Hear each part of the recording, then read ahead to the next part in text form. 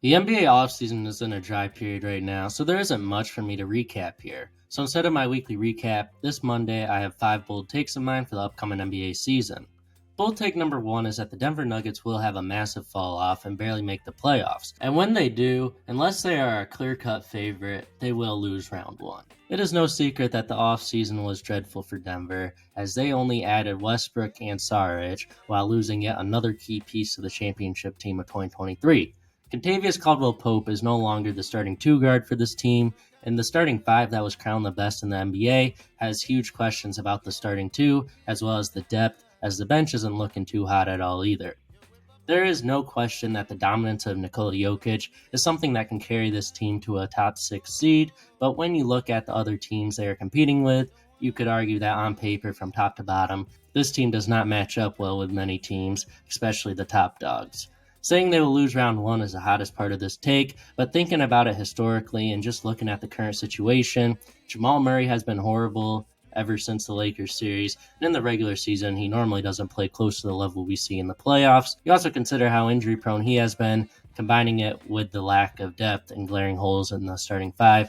The Nuggets are in trouble, and almost every team got better besides them in the West, eliminating most of the confidence I have in them. Take number 2 is a trade prediction, and unfortunately for Lakers fans, it does not involve them.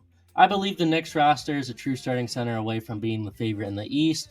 Obviously, the Celtics are the clear-cut favorites right now, but one thing the Celtics have struggled to beat in the playoffs is grit and grind teams, which just happens to be the makeup of the Knicks roster, as they just have elite two-way players on the Knicks and surrounded with Jalen Brunson, who is one of the best point guards in the NBA, who is also a dog.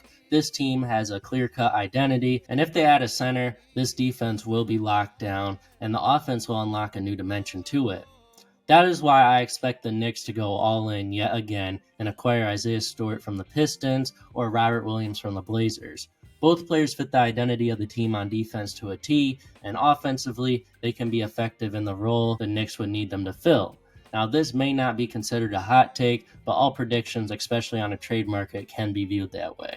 Take number 3 is that I believe the Bucks are still a top-level contender, and they will shock many people. After last year, many people have huge doubts and question marks about the Bucks, but looking at their offseason and the fact they have a top 3 player in the league, counting them out as easily and as early as people are is insane to me.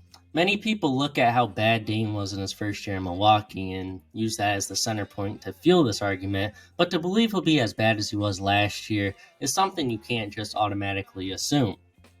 Then you look at the fact Gary Trent Jr. easily clears Malik Beasley, and in replacing him, Gary Trent Jr. will add a new consistent floor spacer around Giannis, and in the past, Gary Trent Jr. has locked in defensively when playing with Dame in the playoffs, so if he maximizes the two-way versatility that we've seen flashes of, the Bucks will have an elite starting five. And if other new additions, DeLon Wright, who has been extremely underrated despite being a very good on-ball defender, and Taurean Prince, who was ridiculously misused by the Lakers last season, these two will add a new level of depth off the bench, as well as help fix the issues on defense from last year. The Bucks are a real contender, and any doubt of this team should only come in if the regular season displays glaring issues like it did with their defense last year. As the world loves Victor Wembanyama, the world starts to develop more expectations and beliefs that the Spurs can make the play-in or even the playoffs. But take number 4 simply shuts down that narrative, as I believe the Spurs will still be a bottom feeder in the West next season. There is no denying Wemby's two-way talent, and there is no denying what the Spurs have done in the offseason and what they have done with internal development. However, there is no denying the talent in the Western Conference either. Looking at how good this team could be, you also must consider that they are not going to be better than most Western Conference teams. The Spurs will be a tough team to beat for many reasons, but they also have glaring weaknesses that teams can exploit. I do expect this team to win close to 35 games this season due to the excellence of Wemby and the moves they have made in the offseason, but 35 wins does not get you in the playoffs nor in the play-in picture. So as much as some will crown the Spurs as a play-in team simply because of Wemby's talent, we cannot ignore other uncontrollable factors. My final take is that the Dallas Mavericks are the only team in the Western Conference that can compete with the Thunder. I know that the Timberwolves are elite, the Nuggets, although much worse, still need their respect, and the other teams in the West are sneaky, but the OKC Thunder, on paper, are by far the best team in the West, as they addressed all of their issues this offseason and are way more experienced. And because of that, they are by far the favorite to come out of the West for me, likewise to many others. But the team that eliminated them last year has also gotten way better in every way, as they bolstered their depth and replaced key players with even better players that are also more consistent. The Mavericks turned Derrick Jones Jr., Josh Green, and Tim Hardaway Jr. into Najee Marshall, Quentin Grimes, and Klay Thompson, and there is no doubt they replaced all three of those players with better versions of themselves.